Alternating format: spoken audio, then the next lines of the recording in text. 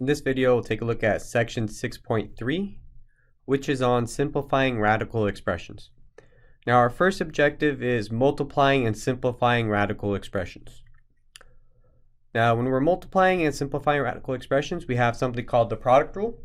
And what this states is if we have the nth root of a times the nth root of b, this is equal to the nth root of a times b. Let's take a look at some examples. So multiply, we have the square root of 19 times the square root of 7. So using our product rule, this will become the square root of 19 times 7. Now let's go ahead and multiply it out. So we have the square root of, 19 times 7, I think it was 133. So we have the square root of 133. So essentially what we're doing is we're keeping the radical sign and we just multiply the radicands with each other.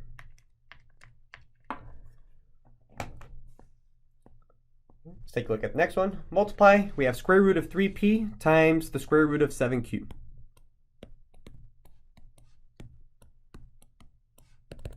Okay, so we keep the radical sign and now we multiply the radicands. We have 3p times 7q. So this gives us the square root of, so the 3 times 7, we get 21. And then we have pq.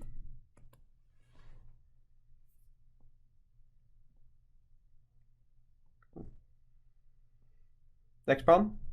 Multiply, now we have the cubed root of 5 over p times the cubed root of 2 over q. So cubed root of 5 over p times the cubed root of 2 over q. This gives us the cubed root. Okay, so now we're just multiplying fractions with each other. So we have 5 over p times 2 over q. So when we're multiplying fractions, we can multiply straight across. So we have the cubed root of, so 5 times 2 gives us 10. P times q, we get pq.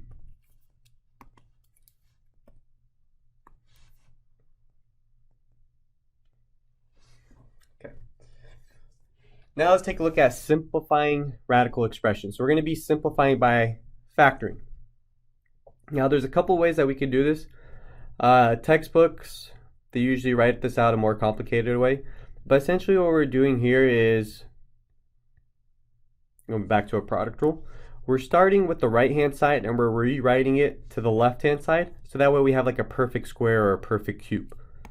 So let me show you what I'm talking about. So we have the square root of 32. So I want to rewrite this as the square root of something times the square root of something else. Now I want to write this out as the largest perfect square I can find. So for example, square root of 16 times, and this would be the square root of 2. So I could rewrite it this way because square root of 16 times square root of 2, that gives me 32, square root of 32. But if you take a look at square root of 16, I could simplify this. This is just 4. So I have 4 times the square root of 2. And now I simplified this radical expression. I simplified the square root of 32. Now sometimes it's a little bit difficult to figure out what that number could be. So I usually teach it a different way. I would start off with 32 and I break this down using prime numbers. So I would use a factor tree and write out the prime factorization for it. So first 32, this breaks down into 2 and 16. 16, I could break this down into 4 and 4. Now each one of these 4s, I could break down into 2 and 2. Now what you have to take a look at is your index. So since our index right here is not given to us, the index is really 2. So the index of a square root is 2. What that means is I need 2 of the same number in order to take it out of the radical sign. Okay. So here I have a pair of 2's. So that means I could take out 1, 2 and put on the outside. So that means I have now 2 on the outside of that radical. And now I have another pair of 2's, which means I could take out another one. And what I do with those two 2's is I multiply them with each other. Now whatever's left over goes back inside the radical. So I have this 2 that's left over, that goes back on the inside. And now I'll go ahead and simplify. I have 2 times 2, which gives me 4. And I have square root of 2. So we get the same result. Okay, so like I was saying, sometimes it's a little difficult to figure out what that largest perfect square is to rewrite it this way. So I use a factor tree and I break it down completely. And now the index, which was 2 in this case, tells me how many of the same number I need in order to pull it out of that radical. Let's take a look at another problem. Okay.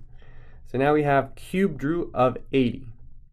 Okay. But now I need so if I was using the same method as the textbook, I need the largest perfect cube I can find. That way I could rewrite it. But if I use this factor tree, let's go ahead and break down 80. So I could break it down with 8 and 10. 8 I could break down to 2 and 4, and the 10 I could break down to 2 and 5. And now 4 breaks down into 2 and 2. Now I broke it down to completely prime numbers. Now since my index is 3, this is a cubed root, that indicates I need 3 of the same number in order to take it out of the radical. Okay.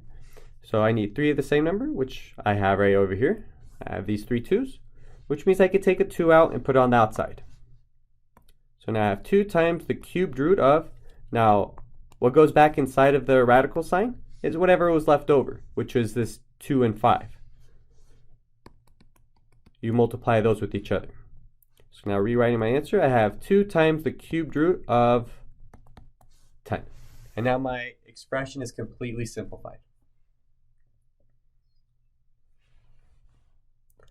Let's take a look at another problem. This time we have some variables in our cubed root. Okay. Well, let's start off with 81. Let's break down 81. So I can break it down with 9 and 9. Now each one of these 9's break down into 3 and 3. Now since I'm dealing with cubed root, I need 3 of the same number in order to take it out, which I have in this case. I have 3 3's. So I can take out 1 3 and put it on the outside. And now inside of the radical, we still have that 3 that's left over. Now let's take a look at the variables. What do we do with these variables? Okay. Well, x to the 4th, this is really x times x times x times x. Remember, I need 3 of the same number, or I need 3 of the same variable in this case. So I have 3 x's, which means I could take out 1 x and put it on the outside. And now what's left over is that x on the inside. Now the y's,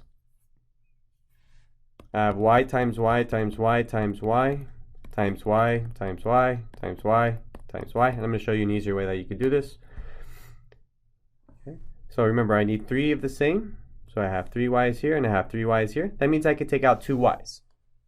So it would become y times y on the outside of the radical, which would be y squared. And now how many left over? I have these 2 y's left over, y times y. That goes back inside of the radical sign.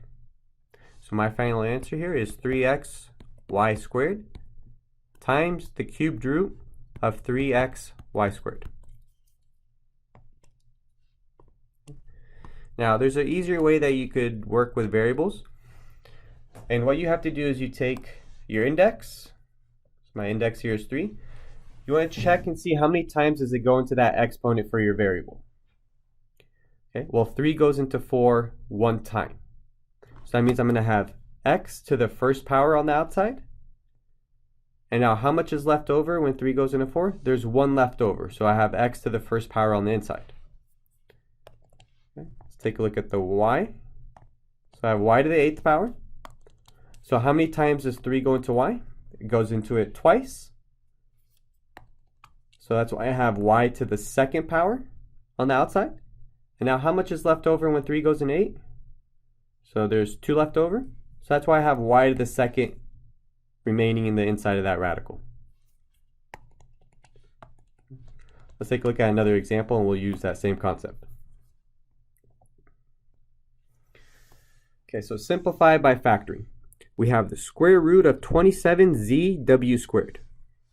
Well, let's go ahead and work out 27 first. Let's break it down. Well, this becomes 3 and 9. 9 breaks down to 3 and 3. Now, since I'm dealing with square root, I need 2 of the same number in order to pull it out of the radical, which I have in this case. So the 3, I'm going to put on the outside. Oops, not supposed to be cubed root, it's square root. Now, what I have left over is just this 1 3, so that goes back on the inside. Now let's take a look at our variables. Okay, well, my index for square root is 2. My exponent for this z is 1. How many times does 2 go into 1? Well, it doesn't go into it. Okay, so 2 does not go into 1. So what that means is that z stays on the inside of that radical. Now, let's take a look at our w squared. How many times does 2 go into 2? Goes into it 1 time. So that means I have w to the first power on the outside. And now since 2 goes into 2 once and there isn't anything left over, I don't have a w inside of my radical anymore. It completely got factored out. So my final answer here is 3w times the square root of 3z.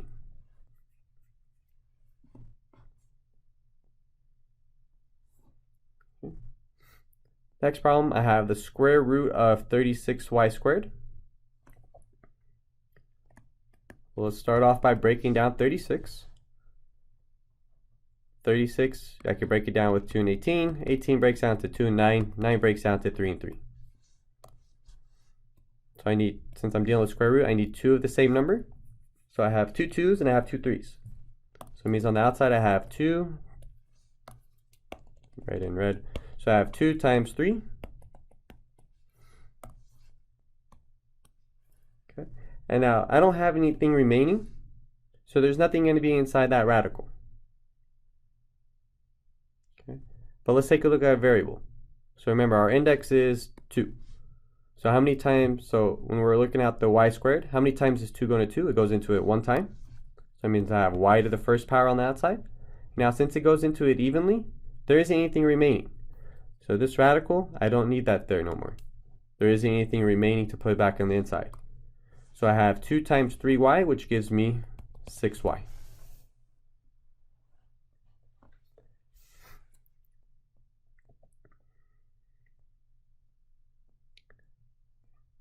Let's take a look at this next problem. So simplify by factoring. We have cubed root of 81 x to the 4th y to the 8th. Well, let's break down 81. So I could break down 81 with 99. So we saw this problem before. And then each 9 breaks down to 3 and 3. Now since I'm dealing with cubed root, I need 3 of the same number in order to take it out. So I could go ahead and take out one of these 3's. And now I'm left with a 3 left on the inside. Now let's take a look at the variables. So take your index and see how many times does it go into that exponent. Well, 3 goes into 4 1 time. So I have x to the first power. And now what's remaining?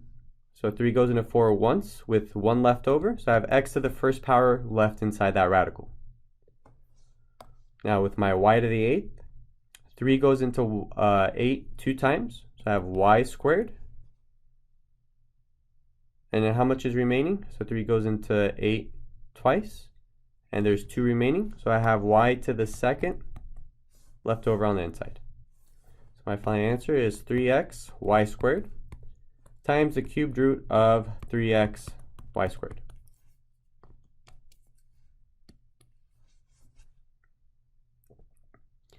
All right, now let's take a look at our next objective. This is dividing and simplifying radical expressions. Now, what this property states is, so we have the quotient rule, which states if we have the nth root of a divided by the nth root of b, this is equal to the nth root of a over b. So I could combine these together into one radical with just dividing the radicands. So let's go ahead, divide and simplify. So I have the square root of 75 over the square root of 3. So I'm going to combine this into one radical, one square root. So this would be the square root of 75 divided by 3. Well, 75 divided by 3, that gives me 25. So I really just had the square root of 25. Square root of 25 is equal to 5. And now I simplified this problem.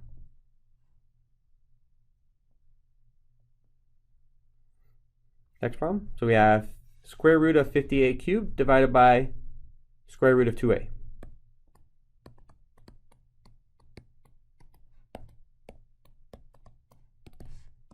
So this becomes a square root of, we have 50a cubed all over 2a.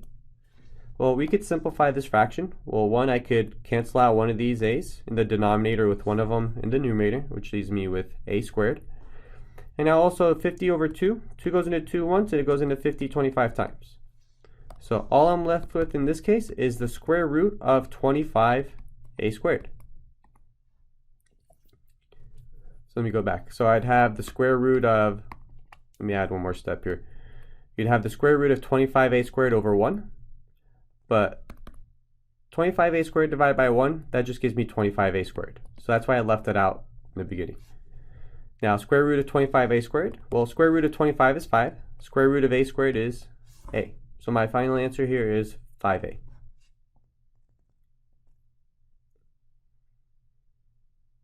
Okay. Let's take a look at this next one. Looks a little bit more complicated. So we have 14 times the square root of 128xy all over 2 times the square root of 2. Well, let's go ahead and break this apart. I could break this apart as 14 divided by 2 times square root of 128xy divided by the square root of 2. So I could break it up this way, because my rule for fractions, if I were to multiply, this would be 14 times the square root of 128xy all over 2 times the square root of 2, which is essentially what we had in the beginning. Now we could simplify each one of these. So for 14 over 2, that gives me 7. I have times. Now my quotient rule for radicals, I could go ahead and rewrite this as one radical side. I have the square root of 128xy divided by 2.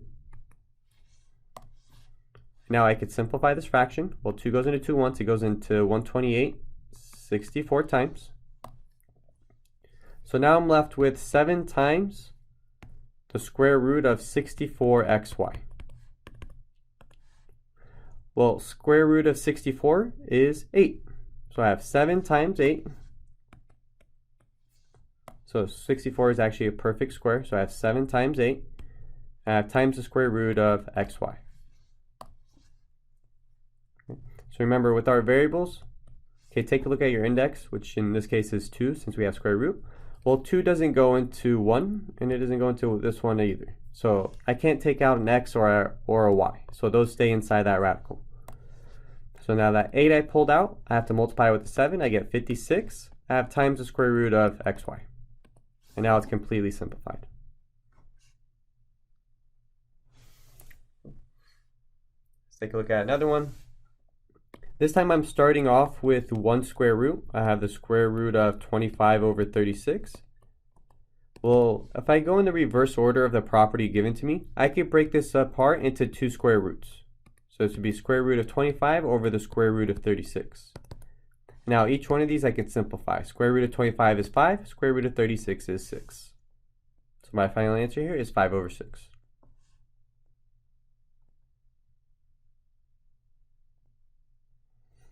Okay, next problem. So I have square root of x squared over 100. So I have square root of this fraction. Well, let's break it apart. I can rewrite this as square root of x squared all over the square root of 100. Now square root of x squared gives me x. Square root of 100 gives me 10. So my final answer here is x over 10.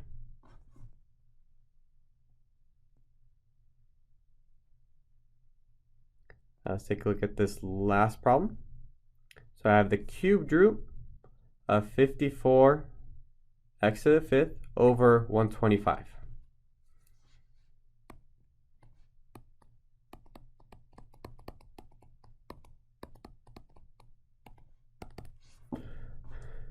Okay, let's break it up into 2 separate fractions. I'm sorry, not 2 separate fractions, 2 separate radicals. So I have cubed root of 54 x to the 5th over the cubed root of 125. Alright, so let's simplify the numerator of this fraction first. So 54, let's break down 54 to see what we could pull out of the radical. Well, 54, I can break this apart with 6 and 9. 9 breaks down to 2 and 3, and now the 9 breaks down to 3 and 3. Now remember, since we're dealing with cubed root, you need 3 of the same number and you could take it out of that radical sign. So I have 3 3's, which means I could take out a 3 and put it on the outside.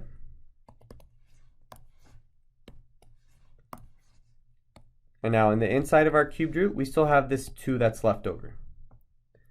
Now let's take a look at our x's. I have x to the 5th. Well, how many times does 3 go into 5? It goes into it 1 time. And there's 2 left over. So that means I have x to the 2nd still left inside that cubed root. And now in the denominator, cubed root of 125, this is actually a perfect cube. So let me show you here with the factor tree. I could break this down with 5 and 25. 25 breaks down to 5 and 5. So I have 3 of the same number here, which means I could take it out. And I don't have anything remaining inside that cubed root. So our final answer, we have 3x times the cubed root of 2x squared all over 5. And this will be our final answer. So that was it for section 6.3. As always, if you have any questions, don't hesitate. Just email me and I'll help you out.